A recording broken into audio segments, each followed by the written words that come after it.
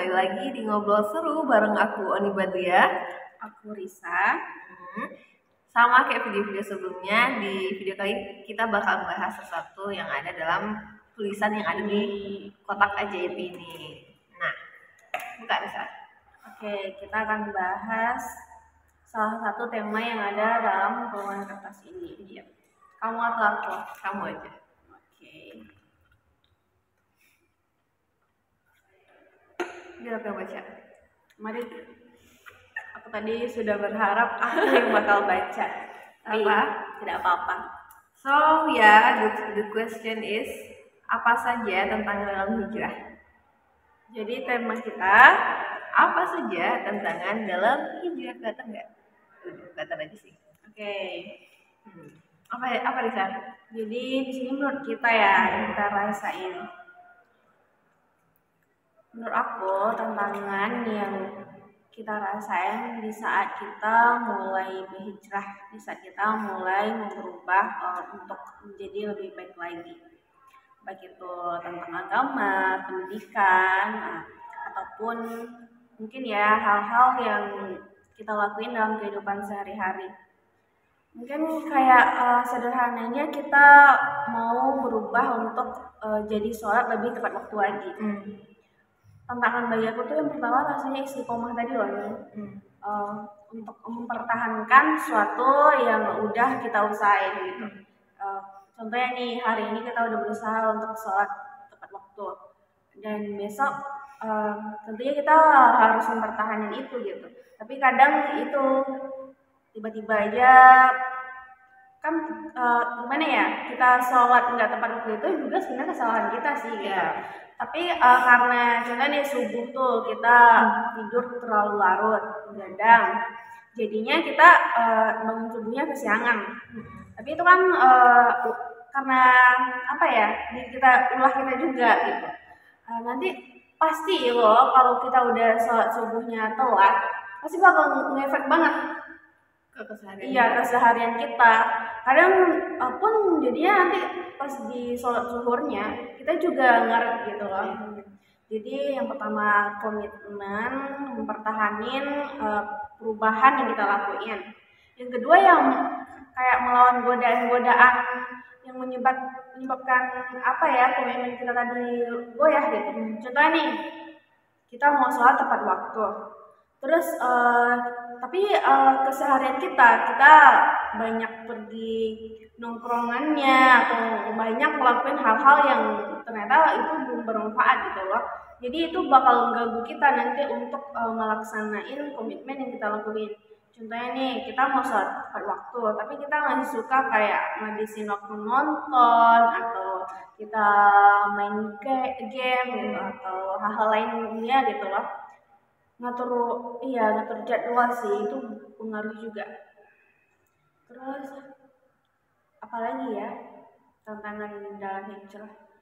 Kadang kan orang merasa tantangan dalam hijrah tuh karena dia nggak punya teman loh untuk berubah gitu loh. Dia merasa lingkungan itu kurang mendukung. Kadang juga faktor lingkungan.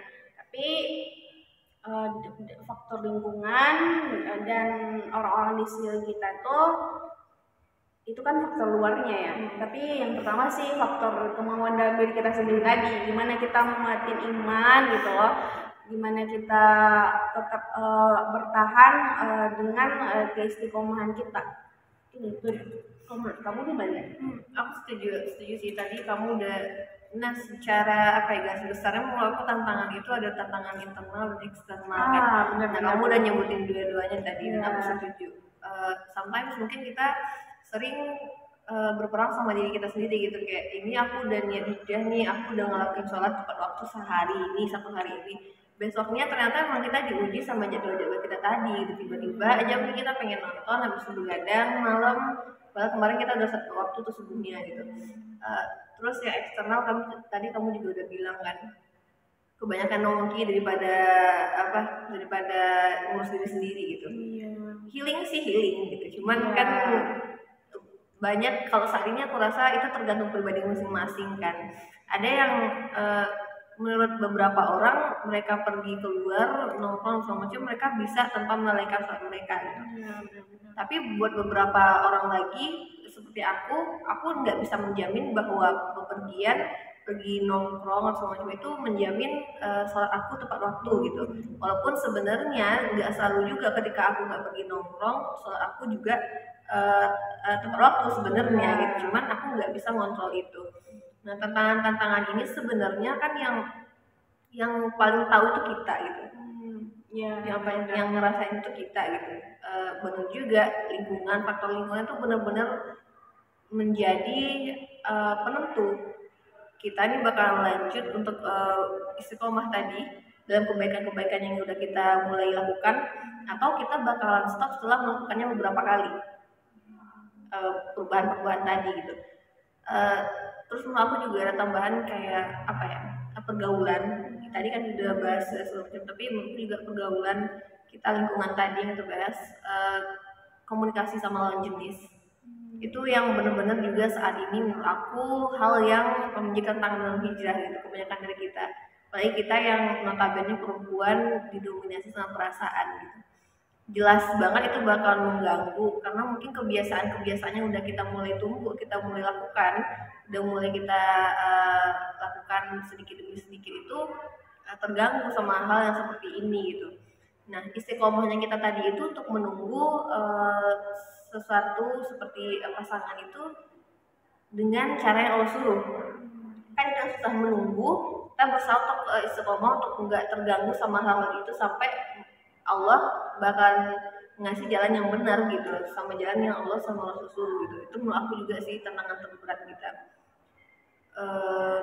Apa aku aja kayaknya mostly ya perempuan kayak kita ada lah pasti itu.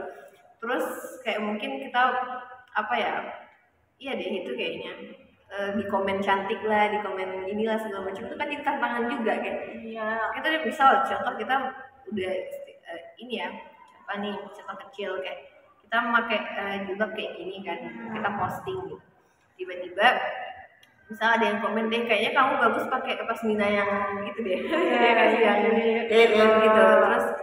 Terus kita kayak oh iya juga ya. Padahal kita tahu gitu itu enggak menutup kepala ya, tapi tidak menutup aurat secara sempurna. Kan seperti itu kayak godaan-godaan yang sebenarnya kita dapatkan dalam kehidupan sehari-hari, baik dari dunia nyata ataupun dunia sosial media. Ya istiqomah tadi sih sebenarnya. Setelah yang kamu sampaikan tadi ya, aku jadi keingat satu hal juga. Terkadang bagi seseorang yang hijrah termasuk aku ya, merasa kalau sudut pandang dari orang luar gitu nih, sudut pandang dari orang-orang sekitar kita, baik itu sekarang kan di media sosial atau secara langsung ya, itu berpengaruh banget bagi seseorang yang hijrah. Contohnya nih, kamu mutusin untuk belajar sholat tepat waktu.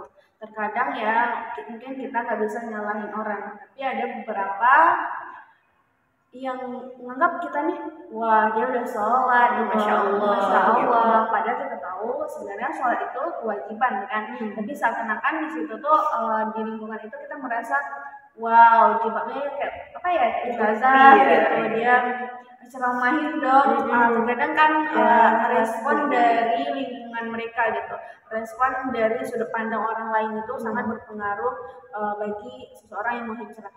Karena kita tahu kalau orang hijrah itu kan apa ya, mungkin mereka istiqomah tapi enggak, bentengan mereka tuh enggak langsung kuat. Tapi di situ lagi di saat kita tidak mendapatkan dukungan dengan baik dari eksternal, dari luar, dari lingkungan, teman sekitar atau orang-orang di sekitar kita, kita harus menguatin yang di dalam menurut aku, yang dari eksternal, yang dari internal hati kita, di mana kita berdoa ke Tuhan untuk menguatkan diri kita supaya kita tetap istiqomah dengan apa yang udah mau kita ubah ke depannya gitu, dengan perubahan yang udah kita lakuin gitu. Karena kita juga tidak tahu ya, mungkin kita nggak tahu siapa yang lebih baik di antara kita, tapi kita tentu tahu dong kalau menurut Allah yang itu ada terbaik dan kita udah berusaha melakukan apa yang diperintahinnya, pasti Allah sendiri yang bakal ngasih kekuatan untuk kita hijrah itu gitu. Tapi rasanya terkadang kita nggak dapat dukungan secara emosional dari manusia atau dari lingkungan gitu. Kita harus menguatkan lagi yang di dalam. Aku gitu sih. Iya sih, berarti kalau kamu udah nyampein tipsnya gitu. Iya, di situ mungkin ya kita udah cara kita menindaklanjuti ketika kita hijrah, tapi kita dapat apa ya, tantangan yang seperti tadi, atau kita dapat respon gitulah dari orang-orang di sekeliling kita. Karena kadang kita pernah dong nemuin beberapa orang yang ngerasa dia nggak jadi ngelakuin perubahan tadi gara-gara merasa respon dari orang sekitarnya itu nggak sesuai dengan yang diinginkan ya gitu. Dia udah berusaha hijrah tapi kok nggak ada yang mendukung dia. Di situ lagi kita dilihat kayak kita berhijrah untuk diri kita atau untuk mereka. Iya, terus setuju sih. Kalau misalnya kita hijrah untuk diri kita atau untuk orang lain kan gitu. Niat tadi juga kan kayak ya itu balik lagi ke persepsi masing-masing. Kalau menurut aku juga kayak selagi itu baik dan nggak ngelanggar aturan Allah sama Rasul, kenapa kita harus merasa lemah gitu? Kenapa kita harus merasa ini salah gitu? Cuman karena banyak orang nggak ngelakuin hal yang kita lakukan, bukan berarti kita salah gitu. Padahal dan salah satu caranya juga menurut aku adalah memang berusaha selalu untuk nyari lingkungan-lingkungan yang baik. Mau misal kita di dunia nyata, di dunia perkuliahan nggak bisa dapetin itu, tapi kita harus berusaha nyari di sosial media. Sekarang banyak banget channel-channel dari YouTube, Instagram, TikTok yang dukung komunitas-komunitas Islam gitu. Banyak juga misal kita follow Yuk Ngaji gitu, konten-konten seperti itu yang seharusnya mulai kita lakukan gitu. Nggak dapat di dunia nyata nggak apa-apa, tapi kita betul tadi kita juga harus berdoa kepada Allah selalu, semoga kita selalu ada di lingkungan orang-orang baik, orang-orang yang soleh, orang-orang yang soleha gitu, yang sama-sama mau berjalan menuju Allah gitu. Itu sih.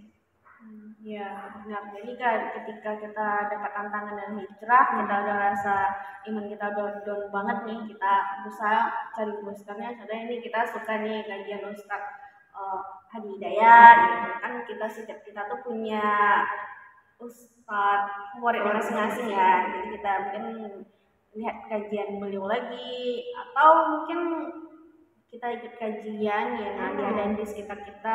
Mungkin itu ya pembahasan kita kali ini tentang apa sih tantangan dalam hijrah, dan tadi juga kita udah bahas tipis-tipis tentang tips yang bisa kita lakukan untuk mengatasi tantangan ini. Ya, semoga bermanfaat.